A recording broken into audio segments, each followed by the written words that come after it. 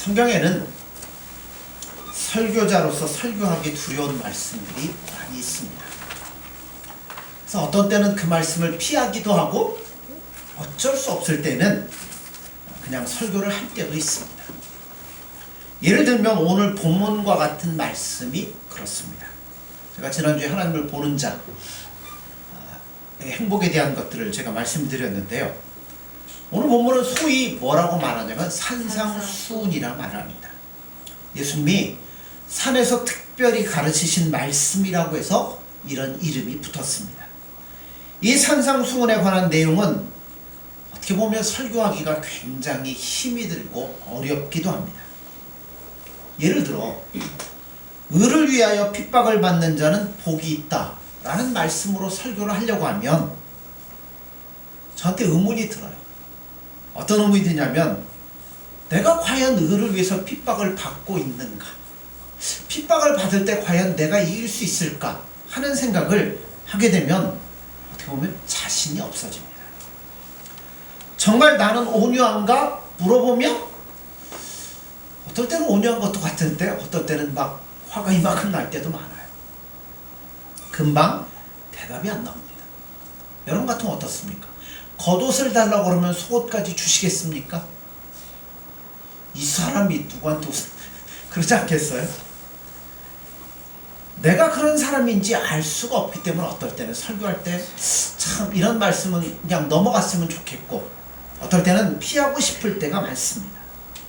이렇게 부담스럽기 때문에 목사가 부담스러운 말씀을 교인들에게 어떻게 마음을 놓고 설교를 할 수 있을까요?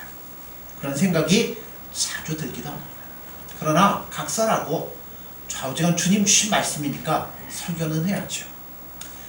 예수님이 갈릴리에서 복음을 전하기 시작하자 이스라엘 방방곡곡에서 구름대와 같이 사람들이 몰려들기 시작했습니다.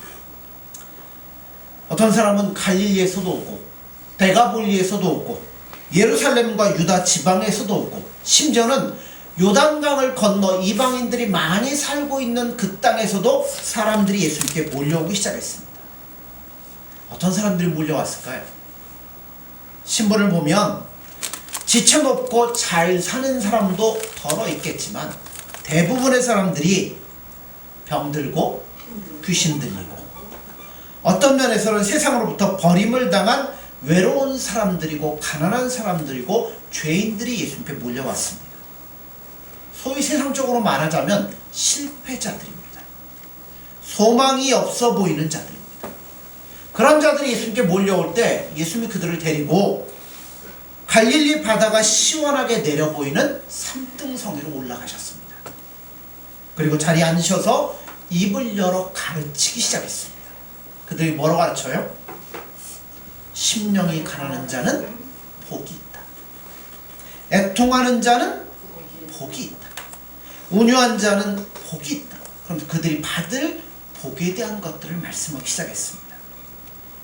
5장 1절에는 재미있는 말씀 한 가지가 있습니다. 산에 올라가서 어떻게 하셨다고요? 앉으셨다는 표현을 합니다. 어떻게 보면 산에 올라갔으니까 당연히 뭐 해야 돼요? 앉아야 될 거 아닙니까? 그렇게 생각하면 굉장히 간단합니다. 그러나 성경은 어떤 곳에서는 아주 집요하게 그 안에 의미를 담아두고 있기 때문에 우리가 살펴봐야 됩니다. 예수님이 산에 올라가 앉으셨다는 것이 도대체 어떤 의미를 가지고 있을까요? 그것은 가르치는 선생님으로서의 예수님의 권위를 나타내는 아주 중요한 말씀입니다.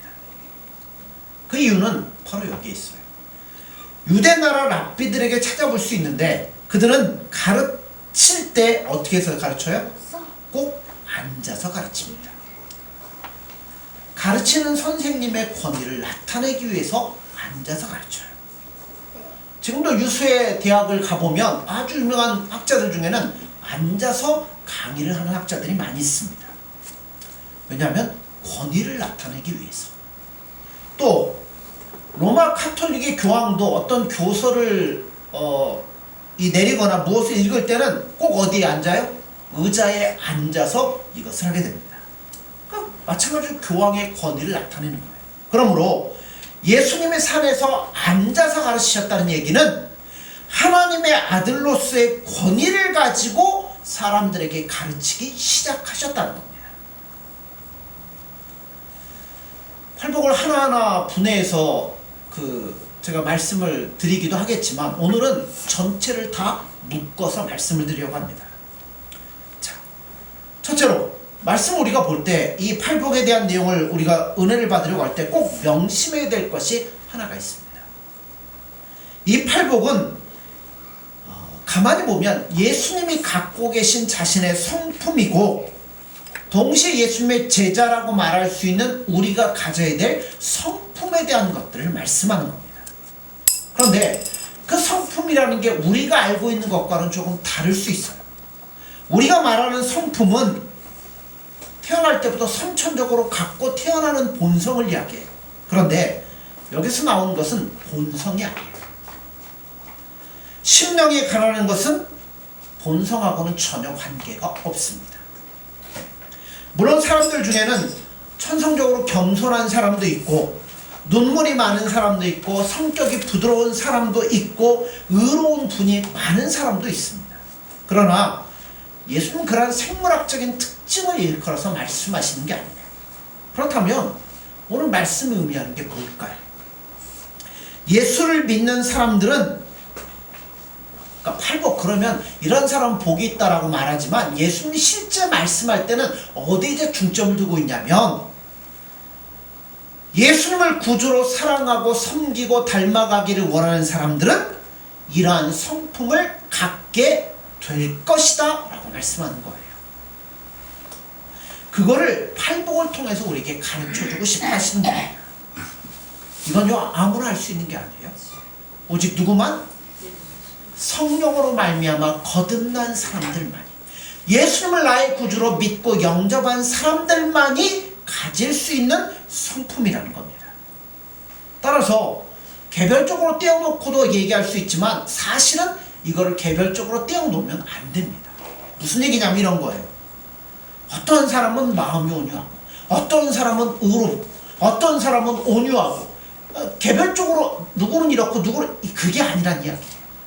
무슨 얘기냐면 예수님을 닮아가기를 원한다면 이거를 다 뭐하라고요? 다 소유하고 가져야 된다는 겁니다. 팔복이 예수님 자신의 성품을 이야기하는 것이기 때문에 흔히 이거를 우리는 어떤 사람들은 뭐라고 얘기하면 예수님의 초상화라 이야기를 합니다. 팔복을 가만히 읽으면서 그 내용을 음미해 보면 누가 보이냐면 예수님이 보여요. 마치 예수님의 초상화를 보는 것 같습니다. 8개의 색깔을 가진 조그만 돌로 만들어진 모자이크 여러분 아시죠? 조금씩 붙여가지고 큰 그림을 만드는 것. 그 예수님의 모자이크 초상화를 보는 것과 같습니다. 가까이 가서 자세히 보면 거기에 박혀있는 조그맣고 아름다운 돌들이 빛을 발해요. 그러니까 조그만 돌들의 아름다움을 볼 수 있지만 멀리 떨어져서 보면 뭐가 보여요? 그 돌들이 모여서 전체 아름다운 것을 보여주고 있다는 겁니다. 팔복도 똑같아요. 심령이 가난한 자는 복이 있나니, 이 말씀을 비롯하여 모든 말씀들을 하나하나 뜯어보면 각각 나름대로의 말씀에도 풍성한 은혜가 있지만 조금 멀리 떨어져서 팔복 전체를 놓고 마음에 담고 생각하면 누구의 모습이 우리 가슴에 와닿냐면 예수님의 그 아름답고 거룩하고 그런 모습 우리가 눈앞에 나타나는 것을 볼 수 있다는 겁니다. 왜 그러냐면 예수님의 모습에는 심령의 가난함이 있습니다. 그 예수님의 모습에는 애통함이 있어요. 온유함이 있습니다. 의에 줄이고 목마름이 있습니다. 예수님의 그 얼굴에는 화평함이 있고 의를 위해 핍박을 받은 흔적들이 그대로 남아 있다는 겁니다. 그러니까 예수님의 초상화가 보이는 거예요. 그러므로 예수님의 말씀을 권위 있게 하시는 의도가 무엇이냐면 이런 거예요. 내가 이러하니 너희도 이루어야 된다는 겁니다. 너희는 모두 나처럼 되라고 예수님 말씀을 하는 거예요. 우리는 예수님처럼 되어야 돼요. 헨리 나우엔이라는 학자의 말처럼 진정한 구원은 작은 예수가 된다라고 말합니다. 예수 믿고 구원받는다는 것은요, 예수님을 따라가는 자요, 예수님을 닮은 자요, 결국에는 예수님과 똑같은 사람이 된다는 것을 의미하고 있는 겁니다. 우리 모두는 예수님을 사랑하는 자들입니다. 또한 예수님의 제자로 부름을 받은 자들입니다. 그러므로 팔복의 내용은 예수님의 성품이기 때문에 제자는 누구를 보고 배워요? 스승을 보고 배우는 거 아니에요. 스승을 닮아가는 거잖아요. 그러므로 예수님 자신의 성품이기 때문에 그를 배우고 따르고 닮기를 원하는 사람은 그 말씀을 마음에 담고 묵상하며 따라가야 된다는 겁니다. 우리가 어떤 사람을 존경하면 그 사람을 닮고 싶잖아요. 그 사람이 했던 말들, 그 사람이 행했던 것들, 이런 것들을 보면서 이 닮으려면 어떻게 해야 돼요? 가까워져야죠. 깊은 교제가 있어야죠. 그 관계를 유지하게 될 때 그 사람을 닮아가고 존경하게 되고 따라가게 되는 겁니다. 그런데 그럴 기회가 없으면 어떻게 해요? 그 사람이 어떤 초상화라도 그려놓고 그 사람이 썼던 글이라도 붙여놓고 그걸 한 번씩 보면서 그래, 나도 저 사람처럼 되고 싶어, 그런 마음을 가지고 살아갑니다. 세상 사람도 그렇게 하잖아요. 그런데 예수님을 닮는다고 하면서 우리가 예수님의 말씀을 한 번 듣고는 손 씻듯이 하고 훅 지나간다면 어떻게 예수님을 닮아가겠어요? 예수님 주시는 말씀 한마디 한마디를 매일 묵상하면서 그 말씀이 나의 성품에 심는 씨앗이 되어서 예수님을 닮는 자리로 나를 인도해가는 말씀인데, 그 말씀을 소중히 생각하고 묵상하고 매일 가까이 해야 된다는 것이죠. 그렇게 하다 보면 누구를 닮아요? 예수님을 닮게 되는 거고, 예수님이 가졌던 그 성품이 내 안에 자리하기 시작하는 겁니다. 또 한 가지 생각할 게 있어요. 이 팔복은 예수님 자신의 행복을 우리에게 가르쳐주고 있다는 거예요. 자, 심령에 관한 자는 복이 있나니 천국이 저희 것입니다. 다른 말로 하면 이렇게 얘기할 수 있어요. 내가 이렇게 행복하다면 너희들도 행복해야 되지 않겠느냐. 그 주님의 따뜻한 말씀이 마음이 이 말씀 안에 있다는 겁니다. 복이 있나니라는 것은 감탄사예요. 그러니까 원래 원어로 보면 감탄문이죠. 그러니까 해석하자면 우리가 읽는 성경하고 조금 달라질 수 있어요. 이런 어투입니다. 심령이 가난한 자들의 행복이요, 온유한 자의 행복이요, 의를 위하여 핍박을 받는 자의 행복이요 하면서 그 다음에 나오는 것을 말씀하는 것과 같다는 거예요. 이걸 조금 쉽게 설명해 볼까요? 심령이 가난하면 얼마나 행복한지 너희들 아느냐? 누가요? 예수님이 우리에게 물어보시는 거예요. 화평케 하는 생활하면 얼마나 행복해지는지 너희들 알고 있느냐? 그 행복은 차마 말로 표현할 수가 없다는 거죠.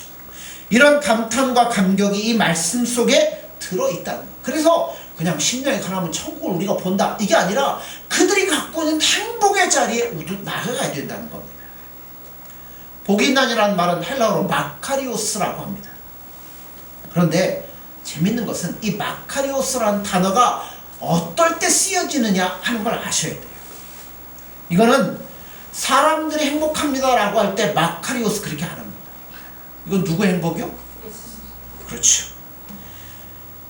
하나님의 행복, 예수님의 행복을 가리킬 때 쓰여지는 단어가 마카리오스예요. 이 말씀을 주님 우리에게 주시는 의도 속에는 이런 거예요. 자, 심령에 가는 자는 복이 있다. 마카리오스.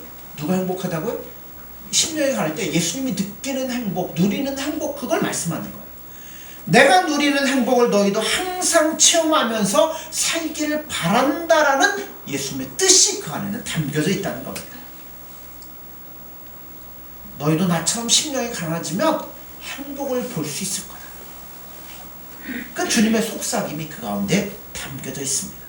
너희도 의에 줄이고 목마르면 나처럼 행복해질 거다. 너희도 온유하면 나처럼 행복해질 거다. 화평케 하는 자, 그럼 너희도 나처럼 행복해질 것이다. 예수님 이 땅에 사실 때 어떠셨어요? 너무나 어렵고 고통스러운 생활을 사셨습니다.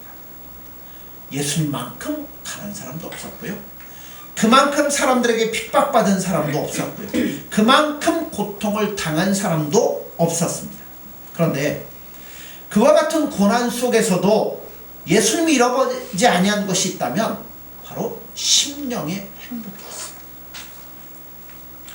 우리가 이 행복을 소유할 수 있다면 여러분 세상에서 가장 복된 자가 될 수 있다는 겁니다. 만일 저 사람은 치질하게 가난한데도 늘 웃고 있고 기뻐하고 즐거워한다면 누가 그 사람에게서 행복을 빼앗아갈 수 있겠어요? 눈물을 흘리고 슬퍼하며 애통함에도 불구하고 행복하다고 말하는 사람이 있다면 여러분 그 행복을 누가 빼앗아갈 수 있겠습니까? 세상에서는요 어때 이기냐면 큰 소리 쳐야 이깁니다. 온유하면 세상에서 뭐예요? 손해보죠. 병신으로 알죠. 그런데 온유하기 때문에 손해를 보면서도 행복하다라고 이야기하는 사람이 있다면 여러분 누가 그 행복을 빼앗아갈 수 있겠어요? 못 빼앗아갑니다. 그러므로 예수님 말씀하시는 이 행복은 이 세상 그 무엇으로도 줄 수가 없고 세상의 그 무엇도 빼앗아갈 수 없는 오직 예수님만이 누리시는 행복이라는 겁니다. 이 행복을 예수님 우리에게 지금 가르쳐 주시고 있다는 거예요. 여러분 행복하기를 원하십니까? 오늘 설교의 제목이 그거예요. 불행하기를 원하십니까? 아무도 안 하잖아요. 다 싫어하잖아요. 우리 모두는 행복을 추구할 권리가 있습니다. 하나님도 예수님도 우리가 행복하기를 원하십니다. 그러니까 죄로부터 우리를 건져내시고 자신의 생명을 주셔서까지 우리를 살려내시잖아요. 더더군다나 하나님은 우리의 좋은 아버지가 되십니다. 그래서 그런지 많은 사람들이 전부 다 뭘 목표로 살아요? 행복해지려고 삽니다. 아침부터 저녁까지 자신에게 행복을 가져다 줄 수 있는 것이라면 앞뒤 가리지 아니하고 사람들은 뭐예요? 매달려서 뜁니다. 마치 인생의 목표가 뭐라던데 행복을 얻는 데 있는 것처럼 사람들이 생활을 해요. 그것 자체가 나쁜 건 아닙니다. 열심히 우리가 살아야죠. 그러나 문제가 어디 있냐면 행복을 추구하는 방식이 잘못된 거예요. 방법이 틀렸다는 겁니다. 행복을 찾는 길 자체가 틀렸다는 거예요. 아그네스 레플리어라는 분이 이런 말을 했어요. 우리 안에서 행복을 찾는 것은 쉬운 일이 아니다. 하지만 다른 곳에서 행복을 찾는 것은 불가능하다. 우리 안에서 행복을 찾는 건 쉬운 일이 아니래요. 그러나 다른 곳, 즉 내 안이 아니라 밖에서 행복을 찾는 것은 뭐하다고요? 아예 불가능하다는 겁니다. 그럼에도 불구하고 사람들은 전부 다 어디서 행복을 찾아요? 밖에서 행복을 찾아요. 돈을 많이 가지면 행복할 거라고 생각합니다. 명예와 권세를 가지면 행복할 거라고 합니다. 지식을 갖고 있으면 행복할 거라고 생각해요. 그래 그걸 얻으려고 얼마나 열심히 뛰는지 모릅니다. 밖에서 행복이 오는 게 아니에요. 행복은 어디에요? 요 안에 있습니다. 맹자는 오늘 별사람 다 나옵니다. 맹자는 인생을 사는데 정말 재미있고 행복하게 만드는 것은 뭐라고 표현했냐면 맛있는 것을 먹는 것과 성을 즐기는 것이다 라고 맹자는 표현을 했어요. 먹고 마시는 것. 그러니까 요즘 사람들이 뭐 찾아다녀요? TV 보세요. 맨날 뭐 나와요? 맛집 나오고 무슨 그 먹방 나오고 맨 그런 거밖에 안 나와요. 자, 그거 넘으면 또 뭐가 나와요? 여행 다니는 거. 이런 거 나오죠. 그런 것들로 사람들은 뭘 찾으려고? 거기에서 행복을 찾으려고 합니다. 즐거움을 찾으려고 해요. 소위 말하는 섹스도 마찬가지라고 생각이 됩니다. 사람들이 이런 것들을 손에 넣으면 그런 것들을 원하는 만큼 소유하고 즐기면 행복해질 수 있다고 생각을 합니다. 길이 잘못된 거예요. 그럼 저기 빈국에 사는 사람들은 맨날 뭐 해야 돼요? 우거지 상관하고 울고 다녀야 되는데 그렇지 않잖아요. 돈이 행복을 가져다 줄 줄 압니다. 길을 잘못 들었어요. 명예와 권세가 행복을 가져다 줄 줄 알고 아침부터 눈에 불을 켜고 그를 따라다닙니다. 대통령 되면 행복하겠죠. 근데 한국 대통령 행복합니까? 하라고 시켜줘도 하기 싫어요. 끝나고 나면 자, 명예가 행복을 줍니까? 아니에요. 그렇다고 말할 수 있는 사람은 아무도 없습니다. 자, 세상에서 명예, 돈, 행복 다 누려본 사람이 하나 있습니다. 그렇죠. 솔로몬도 그렇게 대답 안 하잖아요. 왜냐하면 그것들의 행복을 주지 않기 때문에 그렇습니다. 만약 이런 것들의 행복을 주는 것이라면 선진국에서 돈 많이 갖고 있는 사람들은 뭐 해야 돼요? 행복해야 되죠. 마치 천국에 사는 것 같아야죠. 그런데 아니에요. 왜 선진국일수록 자살한 사람들이 그렇게 많습니까? 왜 아스피린이나 진통제를 복용하는 사람이 그렇게 많습니까? 밤이면 수면제나 이 안정제가 아니면 왜 잠을 못 잡니까?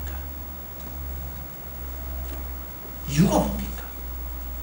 자기가 원하는 것을 다 손에 넣어도 그것이 행복을 가져다 주지 않는다라는 것을 보여주고 있잖아요. 잘 기억하십시오. 죄는 우리의 눈을 가립니다. 우리를 속입니다. 죄는 행복을 주지만 그 행복은 아주 일시적인 것에 불과할 뿐입니다. 죄에 끌려가면요, 일시적으로는 행복한 것 같아요. 즐거운 것 같아요. 돈을 추구하든지 세상의 그 어떤 것을 추구하든지 죄는 우리를 잠깐 동안은 행복하게 만듭니다. 여러분, 20평짜리 아파트 살다가 100평짜리 가면 어떻겠습니까? 아, 좋죠. 왜 안 좋겠어요? 막 거실에 축구해야 될 만한 넓은데 그 행복이 얼마나 갈까요? 뭐 몇 달은 갈 수 있겠죠. 근데 지나고 나면 뭐예요? 청소를 100평 언제 청소합니까? 그 관리하려면 관리비 얼마나 많이 들어갑니까? 그러니까 일시적으로는 즐거움을 줄 수 있지만 그게 영원한 행복을 줄 수는 없어요. 그러니까 죄는 우리 눈을 가리워요. 잠깐 행복할 수 있다고. 이게 즐거울 거라고 말해요. 영원히 행복할 거라고 말합니다. 아니에요. 속는 겁니다. 우리가 확실히 알고 있어야 됩니다. 모두가 거짓이에요. 쾌락도 우리에게 행복을 주지 못합니다. 재물도 우리에게 행복을 주지 못합니다. 명예나 권력도 우리에게 행복을 주지 못합니다. 결국 전도서가 결론을 딱 내렸잖아요. 뭐라고요? 헛되고 헛되니 모든 것이 헛되도다. 다 헛되더라는 겁니다. 그러므로 세상에 주는 것은 행복이 아니에요. 일시적인 것은 기쁨을 줄 수 있겠죠. 세상을 바라보고 행복을 추구하는 것은 그래서 어리석은 행동일 수밖에 없습니다. 이런 이유 때문에 예수님이 진정한 행복의 길이 어디에 있는가를 우리에게 지금 말씀하고 있다는 겁니다. 얘들아, 나는 이렇게 행복하다? 그러니까 너희들도 이렇게 행복해졌으면 좋겠다. 그러려면 우리가 뭐 해야 돼요? 예수님을 왕으로 내 마음에 모시고 그분을 사랑하고 그분을 닮아가고 그분을 배우려고 노력하고 애쓰는 사람은 예수님이 누리는 행복을 우리도 똑같이 누릴 수 있을 것이라고 말씀하는 겁니다. 아멘. 할렐루야. 아멘. 예수님을 닮으면 닮을수록 행복의 순도는 높아지고 그 농도는 더욱더 진해질 것이라고 말씀하는 겁니다. 행복의 원천은 어디에 있다고요? 여기 있잖아요. 근데 이 안에 누가 계셔요? 예수님이 계시잖아요. 행복의 원천은 그래서 예수님이 되시는 겁니다. 아멘. 그 예수님이 권세 있게 우리에게 말씀하는 거예요. 얘들아, 행복은 밖에 있는 게 아니다. 행복은 나에게 있다. 그러므로 내가 다스리는 너희 마음에서 행복을 찾아라. 행복을 찾는 길이 어떤 것입니까? 예수님을 사랑하는 거예요. 예수님을 닮는 거예요. 예수님을 내 마음에 모시는 겁니다. 예수님이 심령이 가난하셨던 것처럼 나도 심령이 가난해지면 예수님의 행복이 내 안에 찾아오게 된다고 말씀하는 겁니다. 성격이 행복에 끼치는 이 영향인데 심리학자들은 오랫동안 연구를 했어요. 그들은 행복을 잘 느끼는지 못 느끼는지 영향을 주는 첫 번째 요인으로 뭘 꼽냐면 성격을 꼽습니다. 과거의 심리학자들은 일상에서 얻은 기쁨이 모여서 소위 행복해진다는 소위 상향 이론을 많이 지지를 했습니다. 근데 이게 요새는 바뀌었어. 어떻게 바뀌었냐면 성격처럼 타고난 심리적 특징이 개인의 행복을 결정한다는 하향 이론으로 바뀌기 시작했습니다. 쉽게 말하면 성격에 따라 행복하기도 하고 안 행복하기도 한다는 겁니다. 그렇다면 여러분, 과학이 예수님의 이론을 뒷받침해 줍니다. 뭐냐면 성격에 따라 행복할 수 있고 안 행복할 수 있다고 그랬잖아요. 그러면 예수님 지금 뭐라 그래? 우리에게 너희는 나를 배워라, 나를 닮아라, 내 성격을 가져라. 즉 예수님의 성품을 닮아갈수록 행복의 체감지수는 올라갈 수밖에 없다는 겁니다. 이걸 학문적 견해가 뒷받침하고 있잖아요. 그러므로 예수님을 사랑하십시오. 아멘. 예수님을 배우십시오. 아멘. 그분을 닮아가십시오. 예수님 무엇이라고 말씀해요? 행복은 소유하는데 소유에 만족하는 데 있지 않다고 말씀합니다. 그러니까 예수님은 심령이 뭐 한다고요? 가난한 데 있다고 합니다. 행복은 웃고 즐기는 데 있지 않다는 겁니다. 예수님처럼 애통하는 데 행복이 있다고 해요. 행복은 강한 데 있지 않다고 합니다. 어떤 데요? 온유한 데 있다고 합니다. 행복은 욕망의 충족에 있지 않다고 합니다. 의에 줄이고 목마르는데 행복이 있다고 예수님 말씀해요. 행복은 무정하고 냉정한 가운데 있지 않다고 합니다. 긍휼히 여기는 마음 가운데 있다고 합니다. 행복은 더러운 마음에 있지 않다고 합니다. 예수님처럼 청결한 마음을 갖고 있을 때 행복하다고 말씀합니다. 행복은 다투는 데 있지 않습니다. 예수님처럼 화평케 하는 데 있다고 합니다. 행복은 불의와 타협하는 데 있다고 하지 않습니다. 예수님처럼 의를 위하여 핍박을 받는 데 있다고 예수님 말씀합니다.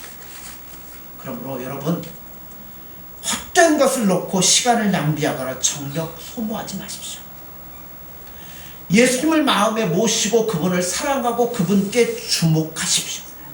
그분을 닮으려고 노력하시고 그분을 배우려고 노력하시고 그분처럼 되려고 몸부림을 치십시오. 그분을 닮으려고 노력하면서 그분의 성격을 하나하나 나의 성격으로 받아들이십시오. 그러면 놀라운 일이 일어날 것입니다. 저도 그렇게 되고 싶습니다. 제가 이 설교를 하면서 동시에 저도 예수님처럼 되고 싶습니다. 그리고 예수님이 누리는 행복도 저도 소유하고 싶습니다. 우리 모두는 그렇게 할 수 있습니다. 세상적인 조건을 보면 우리 행복할 거 별로 없을 것 같아요. 그죠? 우리 뭐 세상적인 외적 조건 뭐 여러분 한 50억씩 100억씩 있습니까? 없으시죠? 자, 아침 운동하는데 어떤 한 분을 만났는데 이 양반이 부동산 뭐 투기하고 하는, 투기가 아니라 투자하고 하는 일을 한대요. 그럼 이 양반이 목사님 돈 있으면요 땅을 사는데 밭은 사지 말고 산을 사십시오.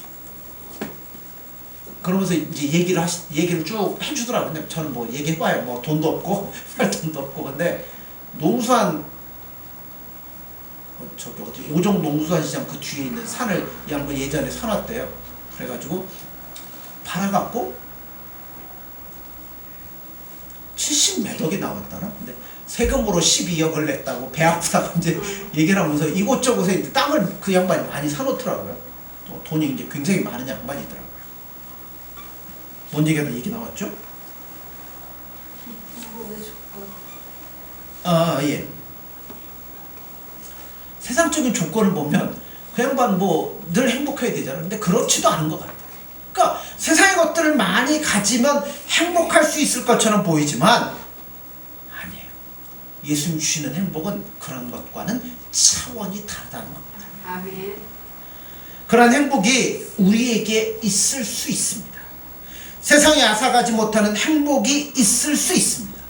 그 행복의 원천 되시는 예수님을 내 마음에 모시고 그분을 사랑하고 그분을 찾고 그분을 배울 때 그 행복이 우리에게 할렐루야, 이런 은혜가 저와 여러분 안에 함께하기를 간절히 소원합니다. 아멘. 기도하겠습니다. 예수님 사랑합니다. 오늘 예수님은 예수님 안에 있는 그 행복을 우리에게 주시기를 원하는데 우리가 헛된 것에서 우리 시간과 생각과 모든 것들을 허비하지 않도록 도와주시고 이 시간 예수님을 사랑하며 이 시간 예수님을 닮아가며 그분을 배우는데 힘쓸 수 있는 저들이 될 수 있도록 도와주시고 그렇게 예수님을 닮아갈 때 그 예수님의 성품이 그 예수님의 행복이 우리 안에 찾아올 수 있도록 도와주셔서 예수님 주시는 행복으로 말미암아 기뻐하며 즐거워할 수 있는 저들의 삶이 되어질 수 있도록 함께하여 주옵소서. 예수님의 이름으로 기도드립니다. 아멘.